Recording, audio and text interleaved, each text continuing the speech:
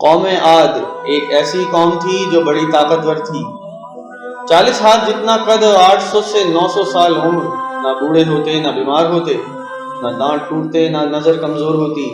حیرت کی بات یہ ہے جوان تندرست اور توانا رہتے تھے، بس انہیں صرف موت آتی تھی اور کچھ نہیں ہوتا تھا، صرف اور صرف موت۔ ان کی طرف اللہ تعالیٰ نے حضرت ہود علیہ السلام کو بھیجا۔ حضرت ہود علیہ السلام نے ایک اللہ کی دعوت دی کہ اللہ کو مانو، اللہ کی پکڑ سے ڈرایا، مگر وہ بولے اے ہود، تمہارے اللہ نے تمہاری عقل خراب کر دی ہے، جا اپنے نفل پڑھ، ہمیں نہ ڈرا، ہمیں نہ ٹوک، تیرے کہنے پہ کیا ہم اپنے باپ دادا کا چال چلن چھوڑ دیں گے؟ عقل خراب ہو گئی ہے تیری، جا اپنا کام کر، تیرے کہنے پر چلیں گے تو ہم تو بھوکے ہی مر جائیں گے۔ تکبر اور غرور میں بدمست بولے، انہوں نے شرک، ظلم اور گناہوں کے طوفان سے اللہ کو للکارا۔ اب قوم عاد نے زمین میں بے وجہ سرکشی شروع کر دی اور کہنے لگے، ہم سے زور آور کون ہے؟ کیا انہیں یہ نظر نہیں آیا کہ جس نے انہیں پیدا کیا وہ ان سے بہت زیادہ زور آور ہے؟ وہ آخر تک ہماری آیتوں کا انکار ہی کرتے رہے اور یہی کہتے رہے کہ کوئی ہے ہم سے زیادہ طاقتور تو لاؤ نا، ہمیں کس سے ڈراتے ہو؟ اللہ نے قہر بھیجا، بھوک لگی تو سارا غلہ کھا گئے، مال مویشی کھا گئے، حرام پر آ گئے، چوہے بلی کتے کھا گئے، سانپ کھا گئے، درخت گرا کر اس کے پتے کھا گئے، لیکن بھوک نہ مٹی، نہ بارش ہوئی، نہ قطرہ گرا۔ پھر تنگ آ کر اپنا ایک وفد بیت اللہ بھیجا۔ ان کا دستور تھا کہ جب بھی مصیبت آتی تھی تو اوپر والے کو پکار اٹھتے تھے، جب مصیبت دور ہو جاتی تو اپنے بتوں کو پوجتے تھے، ان کی پوجا کرتے تھے۔ بیت اللہ وفد گیا اور کہا کہ اللہ سے دعا کرو کہ ہمارے لیے بارش برسائے۔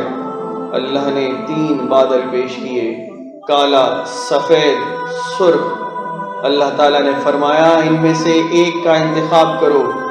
انہوں نے آپس میں مشورہ کیا کہ سرخ میں تو ہوا ہوتی ہے، سفید خالی ہوتا ہے، لیکن کالے بادل میں پانی ہوتا ہے، کالا بادل مانگو۔ اللہ تعالیٰ نے کہا واپس جاؤ، میں بادل بھیجتا ہوں۔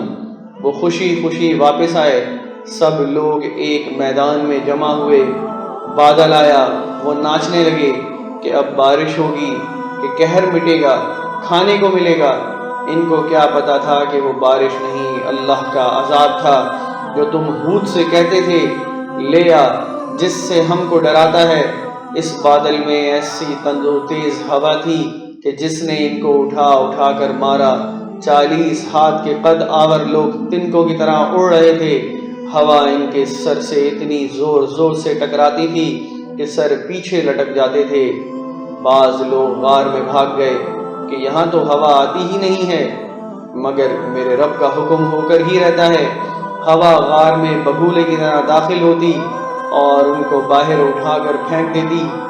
اللہ نے فرمایا کیا کوئی باقی بچا ہے؟ اللہ تعالیٰ نے ان کو ہلاک کر کے دکھایا کہ جب تم اللہ اور اس کے رسول کی نافرمانی کرو گے تو اللہ تم پر ایسی جگہ سے عذاب بھیجے گا جہاں سے گمان بھی نہ ہوگا۔ جو گناہ قوم عاد نے کیا کیا وہ ہم نہیں کر رہے؟ کیا ہم اللہ کی حدودوں کو پار نہیں کر رہے؟ ہم نے اللہ کو اپنی نافرمانی سے نہیں للکارا ہوا؟ توبہ کرو، اللہ سے ڈرو، قرآن پڑھو۔ جن گناہوں کو ہم معمولی سمجھتے ہیں، اللہ نے ان گناہوں پر پوری قومیں زمین بوس کر دی۔ آپ کو ہماری یہ ویڈیو پسند آئی ہو تو کمنٹ سیکشن میں اپنی قیمتی آراء کا اظہار ضرور کیجیے گا۔ مزید ایسی ویڈیوز دیکھنے کے لیے ہمارا چینل ضرور سبسکرائب کیجیے اور ساتھ میں دیے گئے بیل آئیکن کا بٹن دبا کر نوٹیفیکیشن کو آل پر کر دیجیے تاکہ آنے والی مزید ویڈیوز آپ تک پہنچ سکیں۔ شکریہ۔